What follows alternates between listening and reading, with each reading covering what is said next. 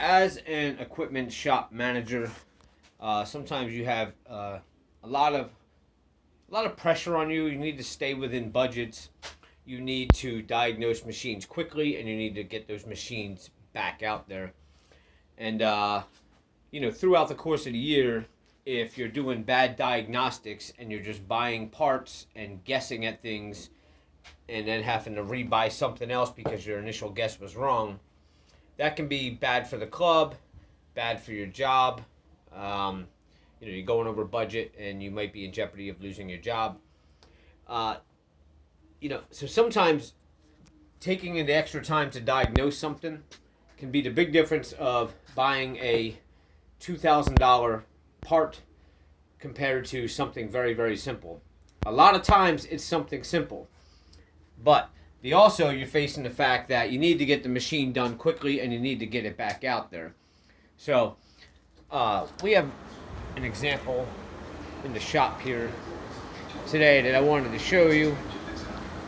And it's a lot of mistakes I made in the past when I first started working on machines. Is you immediately look at something and you say, this is what it is, this is what I need.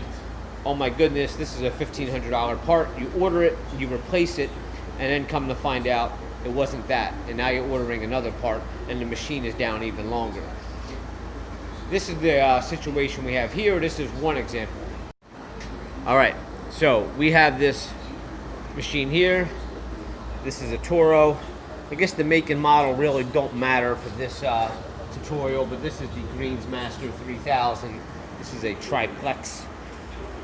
It's a Kohler Magnum 16 motor. Now the problem we're having here, there was a huge puddle underneath of this, but it's in the shop now, so you do not see the puddle. But starting to diagnose it, you're looking underneath. On first glance, you can see there's all kinds of debris on the bottom of this machine here. And looking in there, it's completely soaked. Now there's a lot of things underneath of here. Hydraulic lines, you got oil lines, and everything is wet all over the place. So to find out where that leak is coming from is going to be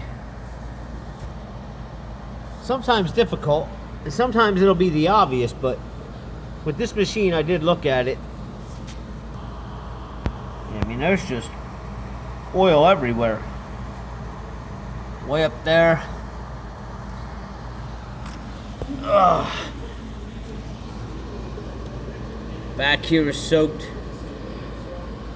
Now, oil travels, so it could be coming from something up top and dripping down, or something on the bottom. Now, normally, again, sometimes you might see a hose, see a tear, see the leak, and you can immediately fix your problem. I wanted to do this video because this is one of those where I just can't figure out from first glance where it's coming from. Now, if I have to guess, the area is soaked the most up the front here.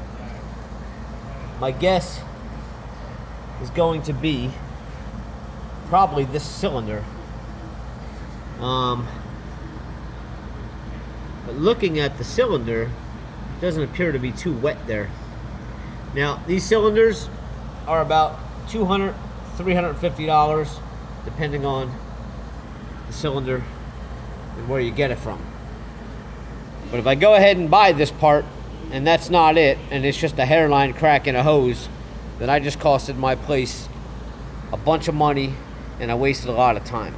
Most seasoned mechanics already know this. This is more or less a tutorial for somebody that might just be starting out in mechanics and having to diagnose machines and stuff. So this is a moment where you just want to stop, tell your boss that, listen, I got to get this machine cleaned up. It may take me 2 or 3 hours. I'm going to clean it, and then this way I can start it if the machine's able to start, and run through all the controls, get those hydraulic lines pumping, get the oil flowing, get the gas flowing, and you'll be able to see exactly where that leak is coming from. Because at this point right now, the way the machine sits, there's just garbage and debris all over the place, and it's very hard to even see. So you take that the time out, and we're gonna clean it right now and get it down to a comfortable working condition to where we can start diagnosing. Let me start cleaning up, and then we'll come back. All right, so we got it all cleaned up. It took a little while. Let me show you now. It's hard to get in there, but you take a long screwdriver and some rags and really wipe it all down the best you can. And underneath of that motor is pretty hard too. I went in on the other side. Just get a screwdriver and shove it under there with the rag. You want to try to get every single spot you can.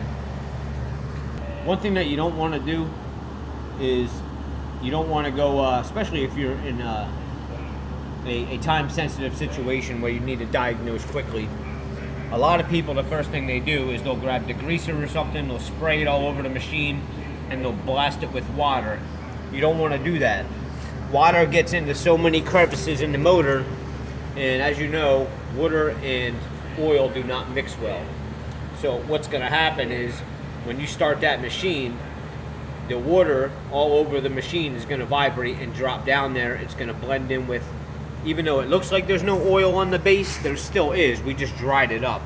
It's going to mix with that oil, and it's just going to create a mess. You're never going to be able to tell where that leak is coming from, and water will drip for days, literally, out of some of these crevices on the machine.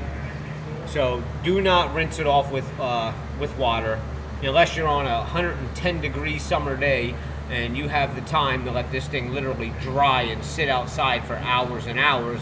But even then, you're still going to get water when you start moving those lift cylinders up and down on your machine and start moving parts around. Water is going to come out of them, and you're going to have drops everywhere. You're never going to be able to track where your leak is.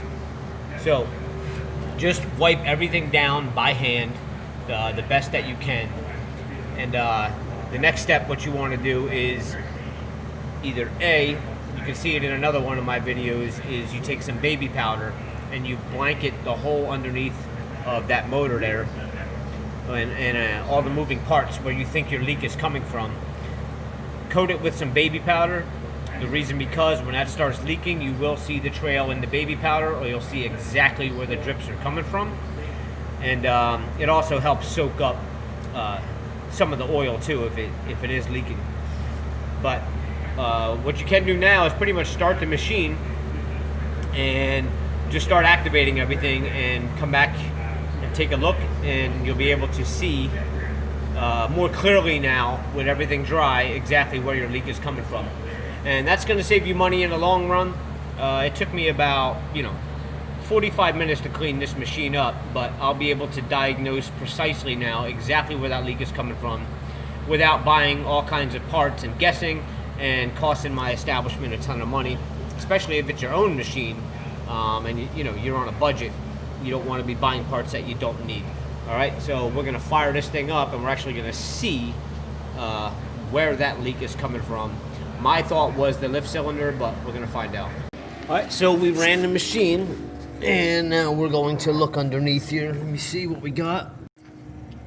And, there's a leak there. See how you can identify that leak so easy now? And it is, there it is, right there. It is dripping, just what we thought, from that lift cylinder right there. So I actually was right that time, but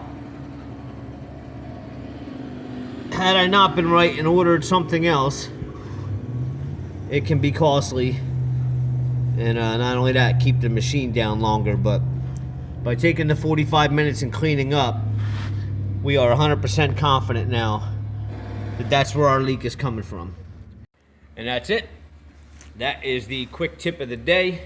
Hopefully this helps you diagnose your leaks a little bit and gives you a little bit of guidance for the future when you're diagnosing stuff, and it'll really help you keep your establishment within budget sometimes, because a lot of times you'll find out that you think it's one thing and it's something else, and sometimes it's really simple and it's just a small hose or something and not a wheel motor or a cylinder. So don't forget to subscribe below and hit the like button.